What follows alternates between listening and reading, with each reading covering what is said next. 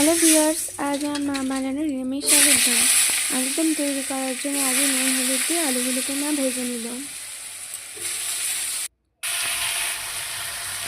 তারপর এইদিকে মা ধনেপাতাগুলো ধুয়ে নিল। ওইদিকে আলু ভেজে তৈরি হয়ে গেছে, এবার মা তুলে নিল আলুগুলো। এরপর তেলের ওপর কালো জিরে ফোড়ন, লঙ্কা কুচি, ক্যাপসিকাম কুচি, টমেটো কুচি, সামান্য নুন,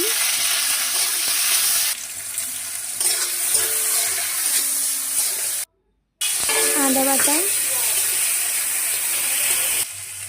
জিরে গুঁড়ো, ধনেপাতা কুচি, লঙ্কা গুঁড়ো, হলুদ গুঁড়ো দিয়ে মশলার কষে সামান্য জল দিয়ে দিল। তারপর ভেজে রাখা আলুগুলো মশলার উপর ঢেলে দিল।